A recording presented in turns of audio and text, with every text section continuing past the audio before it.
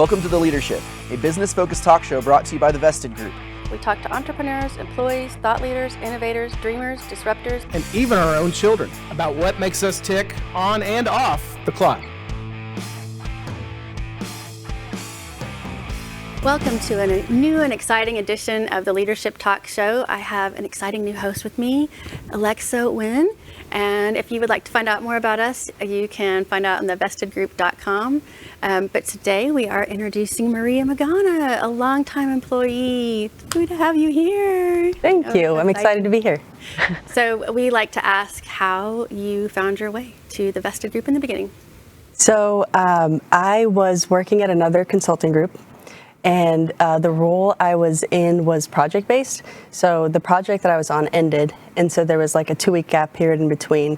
And right during that time, Martha, our recruiter, reached out, and she said she was recruiting for this small consulting company, very small. She said it had like 10 people at that point, and the owner really cared about the people, and he was being very intentional about how he grew the company, and it really sounded like a unicorn kind of place. So I thought, I wasn't looking, but I thought I'd just go check it out. And so I did, and I fell in love with the place and the people. And it's been 7 years, and everything she told me so far has been true.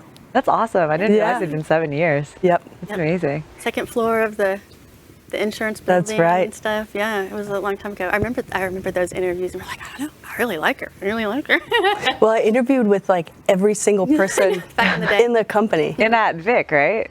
No, that was we did some maybe. We did actually some at the office. Oh yeah. Yeah. I guess like I've always heard that Maria was the first person that got interviewed at the bar. Yeah. Well, maybe just the one time. I don't know. Just the once. But it was, you're right. In hindsight, I think there for a little while, because it's like when it's so small and you add one person, you're like, well, you should meet them, and so like everybody winds up going. Everyone, yeah. Like at one point they like held up the process because Cedric was out of town for like some projects, so he had to come back to make sure that the last person could interview me. Yeah, that's too funny. And that was back when we asked terrible interview questions like, duck-sized horse or horse-sized duck or whatever. But what was your answer though? Well, first of all, what was the question? I don't even, was that, I think that might have been one. That one was after. What they did ask me was, so Law did we played like charades basically, and so like he was just trying to like see how fast you could think.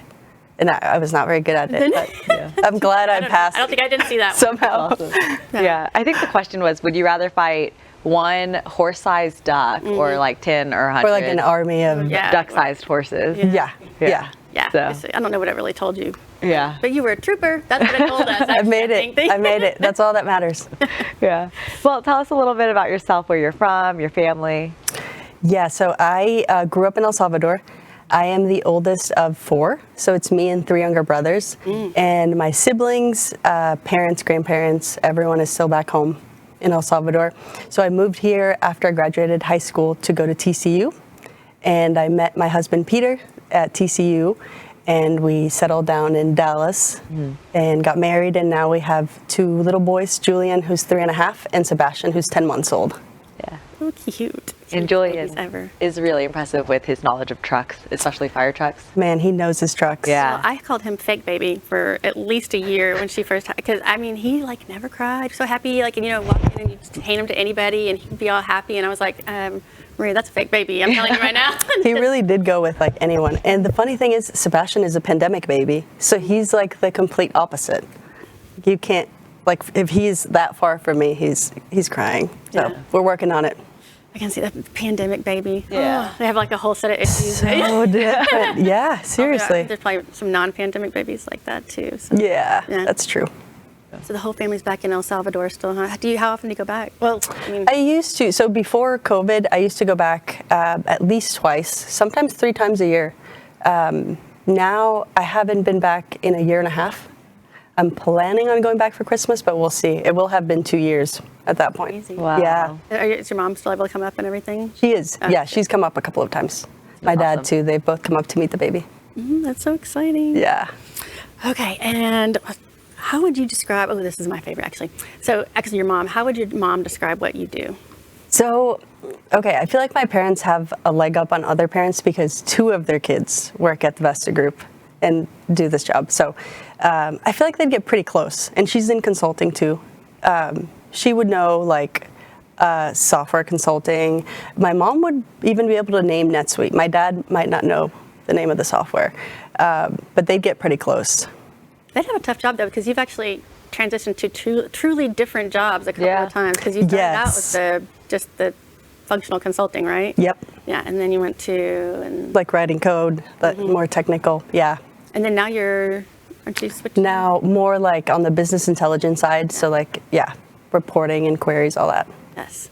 So consulting speak. Consulting. So what would you describe what you do now, this current job? Now, so my role at the Vesta Group is to customize NetSuite for our clients, like whether it's like their business needs or the industry needs. And I do everything from like writing code to building workflows to automate processes. And I'm also doing business intelligence now, which is searches, reporting, and queries to extract data from the system. From their own systems? From NetSuite. So like we'll extract it. Like NetSuite has, like it's really great in a lot of areas, but it's got some, when it comes to like data manipulation and just the size of the data, you oftentimes like need another software to help you get, exactly what you want. Cool. Nice. Yeah. So we covered what you do. Why do you come to work? The people. I mean, 100% the people.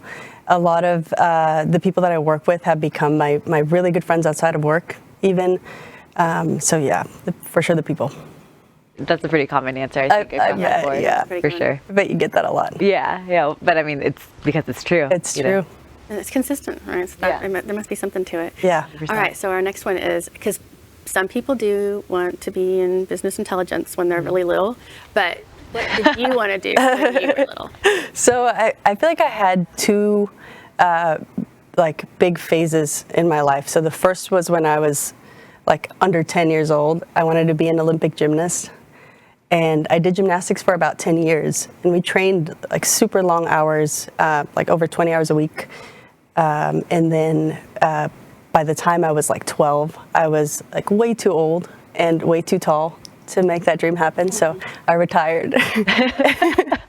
And then I moved into, I thought I wanted to be a doctor at that point. So I went to a camp for kids who want to be doctors at Johns Hopkins University. Awesome. Yeah, it was really cool. It's like a boot camp where they like try to like prove you wrong. Like, they show you like all the unpleasant parts of being a doctor. That and doesn't sound fun, actually. It wasn't, yeah. That's terrible. Like, what? But it worked though, because I came home and it was very clear that this was not for me. So what did they show you? Like, what did you? they just show you like videos of surgeries, like very clear, like scopings, and like you'd go. So yeah, that was too much for me. That sounds terrible. I can't believe they do that. I know, because we were young. I was like 14, 15. Yeah. Oh, that's funny. Although I actually loved that stuff when I was 14 and 15. Yeah. But, like your youngest did gags. Can't even, like one little drop of blood and she's, Yeah. so, Yeah. it is innate. It's not for everyone. Yeah. That's Yeah. funny though. That is funny. And a lot of people that have come through the show have trended towards wanting to be doctors. Yeah. Doctors and professional athletes. And Yeah. you hit both of them. I had both of them. Congratulations. Yeah. Okay, good. Yeah. Although I feel for you for the Olympics thing. Although I think it's better now. Because remember how they used to no matter what the age was, so they like literally had like 12 and 13-year-olds Yeah. competing. But now I think they made it like a minimum age, and so they can't. Yeah, and now like older girls go too. Like Yeah. I think there in was their like 20s and there was stuff. like a 40-year-old this year. Yeah. Yes, that one has been all the Olympics. Yeah. Yes. In at least like 6 or something. Yeah, yeah. I But thought this is the last one. It just seemed older, Okay. like they were in their 20s and stuff too. And I was like, oh, that's funny. I remember them all being like prepubescent not that Right. long ago. Yeah. It's crazy. Yeah. Our Olympic team's average age is older than I think like China and Russia, for example. Yeah. So But- that's probably for the best. Yeah. It does seem a little warpy, how Yeah. Yeah. the things they do. So that's good. Yeah, we have to fact check me on that though, because I'm not 100% sure. Yeah. But I could see where you might have been a little too tall though. A Still. little, just a little bit. I broke my foot twice just out of like other girls didn't have to like tuck their feet in, and I was like, this isn't for me. Ugh. Yeah. Yikes. It would be. I guess you have to jump higher if you're. You do, yeah, yeah. I You know what's just funny? never. Like, how in the Olympics you see them walking by too, and you're like, oh my gosh, that girl must be huge because they're walking next to another one, and you're like, oh, that one's 5'2". And they're like, yeah, What? I mean, wait, what Yeah. does that mean? it's so funny. Yeah. Yeah, the conversation happens more than once, I'm sure. Oh, Yeah. definitely. for sure. In your past 7 years, what has been your favorite workplace tradition? So my favorite workplace tradition, it's actually coming up now. It's Okay. the state fair. So I love getting to see everyone's families, and it's cool to just get to take the afternoon off and take your kids to the fair. That's always a lot of fun, and get your annual corn dog too. Yeah. And healthy. There's nothing about the fair that's not healthy. You know? That's right. Well, I mean, you walk it off, right? You do walk it the off. filth, Yeah. the food. I don't know. I mean, And you stand outside, you probably sweat it out, like you know, you're Detoxify? Yeah, you're detoxing as you're. as you're frying. You know? Yeah. Definitely. It is fun though. Yeah, I like that because it also too like you go on a day when it's like a weekday, so it's not packed with people. Yes. Totally. It's like, oh, you weekend, don't go then. No. Yeah. Stay away from fair. So, what do you wish people knew about you outside of TVG? So I wish people knew that I'm not from here. So I feel like the longer that I live here, the more that gets lost. And like my upbringing in El Salvador is a huge part of who I am. So I just would like people to know that. Blending. Yeah. Actually, I can tell a funny story about different thing here than El Salvador. Is the time that you came in and you had lost a package because you didn't know Yes. that USPS and UPS were different things, and you dropped one off at the wrong place. I actually never got that package back. And you know what it was? It was ACL tickets. Oh, no. Yes, so it was like a very valuable package. Yeah. That's terrible. Yeah. But I do remember that story, and we're like, oh yeah, you don't think about it, right? You're like, oh yeah, those are really different. But I can see where they sound really similar. Yeah. This sounds like the same thing. So what happened? Were you able to go or? They were able to like cancel those and like ship new ones to the person I sold them to. You made a scalper very happy that day. Yes. Funny. That's Yes. funny. Yeah. But anyway, I'm sure there's more, but that one I thought was like, oh yeah. Yeah, that was a culture shock, like the beginning of it for sure. Yeah. Funny. So outside of music festivals and work, what do you do for fun? So with two very little boys, it's hard to carve out time for yourself. But I've gotten really into indoor cycling right now. We got a Peloton over the pandemic. And they have these really cool workouts that are like 20, 30 minutes. So super short and very intense. And so like that's something that I can commit to like 20, 30 minutes. So I've been doing a lot of that. It's good for people that don't have like a whole hour to devote to workout. Yeah, that's awesome. Yeah. Yeah, I'd be so scared about getting one because knowing myself, it'd become like my clothes rack, you know? Oh no. So. It either becomes your clothes rack or like you get like addicted to it. Yeah. I feel like there's no in between. Sure. I think clothes rack would be the way I would go for you. I don't know. I'm not great at working out at Be home. like, oh, hey, I'm actually riding that bike 4 hours a day. Yeah, would be more likely. I did 4 workouts today. Yeah, no big deal. I Casual. love those teachers. They're great. Yeah. Yeah. Do you ever do like group rides and stuff like that? Yes, those are the best. Like, Yeah. it really does feel like you're like not at home by yourself. Yeah. It's weird. Do they like simulate being out on the road or just like the class? So it's like a live class. So there's like someone in a studio writing, but then there's a leaderboard. So like you connect with people from like all over the U.S. and now they're like in Australia, a bunch of other places, and you like race each other. So like as you like people pass you, they like high five you. That's awesome. You're like, oh my gosh. So wait, are you on camera during these rides? You can. There is a camera. I've never used it, so I don't really know where that fits in. That's rough. Yeah. I want to know where that camera is. Is it like right in front of you? Like, are you riding directly into the camera? Is it like? It would have to be. Yeah, Right? you have Which to one be. behind you? Can you choose a different angle? Well, I mean, it kind of depends on the perspective, right?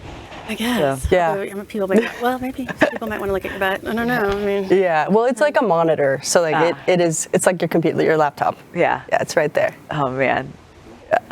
So this is a little tough question, kind of during the pandemic. But what is the funniest thing that's happened to you recently?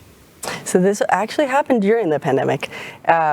So we were just stuck at home one of those days, and it was super hot outside, and Julian was like bouncing off the walls bored, and so I decided to take him to the pet store because I didn't want to go to the zoo naturally, right? And there's animals, so we went to the pet store, and like one thing led to another, and we walked out of there with a fish, and I came home. And I like swore to Peter, like, I will take care of this fish. Like, you don't have to do a thing. And of course, like within 30 minutes, Julian was not interested, done with the fish. And What like, kind of fish was it? It was a beta. It was a really beautiful, like, blue beta. Cool, yeah. Yeah. I can't help but notice you're saying was. You're using past tense. Well, they don't, you know. Well, I mean, they don't have a long. Let me finish. What's that? So I was like left to tend to this fish, right? He no longer cares about it. So I kept forgetting to change the water and feed it. So like Peter starts feeding it every day. Once a week we're supposed to change the water, but I forget every week. And so Peter's like, hey, there's a pond like down the road. Like, I'm happy to take the fish over. Wait, isn't that an environmental disaster? Like, we're not supposed to be doing that? That's how there are boa constrictors in Florida now or something. Yeah. Okay, wait, I'll let you finish. Yeah. So I was like, no, I got this. Like, let me. And then another week passed, and I forgot again. And he was like, hey, the pond, I can take it. I was like, nope, I got this. And then one week I was looking for the fish to change the water, and it was gone. And I was like shocked, even though we had talked about this. And the really funny thing is that he said that he had taken it out over 2 weeks ago. Oh. So like the fish was gone for almost 3 weeks, and no one noticed. Yeah.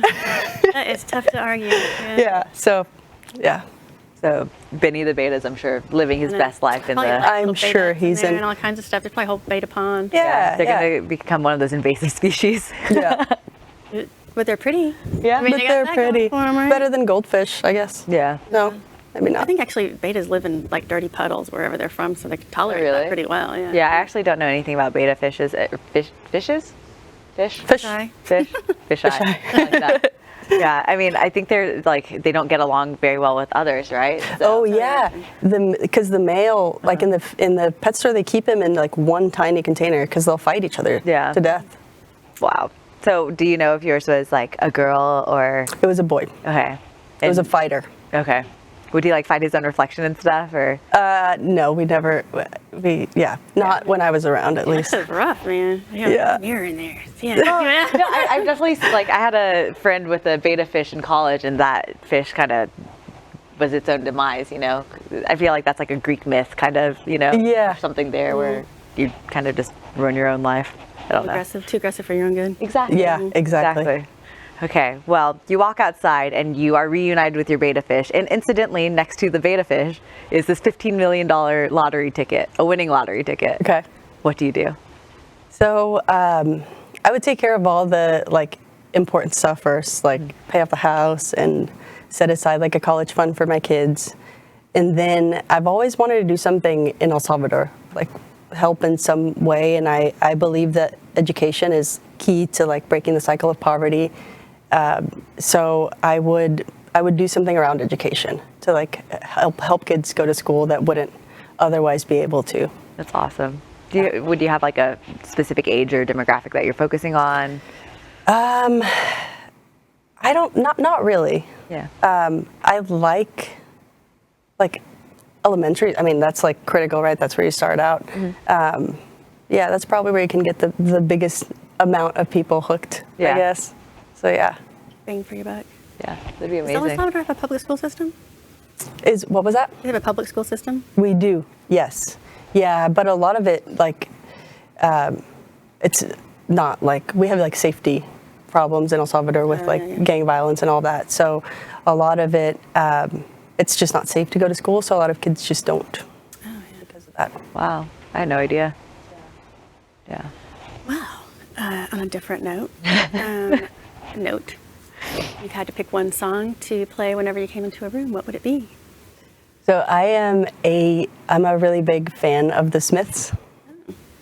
So I don't know why, but I just feel it in my heart that it would have to be This Charming Man. Okay. I don't have an explanation for it, but it has a really cool intro, and I know that I would never get bored of it. Oh, that's a bold statement. I feel like if you had to hear it every single time, you might get sick of it. Yeah. That's probably why you should pick a bad song, so that you don't. You already something you already hate because you're gonna. Like when you set your alarm to whatever the song is, and then you start to dread it. Yeah, that's fair. Tough one. Yeah. You're CEO tomorrow. What's the first thing you do? So the first thing I do is hire back Jill Patterson. And then the second thing I do is right now, I feel like we're living like in unprecedented times. So I feel like the safety and health of my employees would be important. So start working towards like getting everyone vaccinated in some form or fashion. I don't know what that would look like. But yeah, I think that would be my top priority. Yeah. Health and welfare. Sounds good. Yeah. Yeah. You can't do anything else if employees aren't healthy. Yeah. Yeah. That's true. Totally. Well, thank you so much for being here today, and thank you all for joining us. To learn more about the Vested Group, visit thevested.com or go to YouTube and check out our channel. Search the Vested Group. Thanks, and see you next time.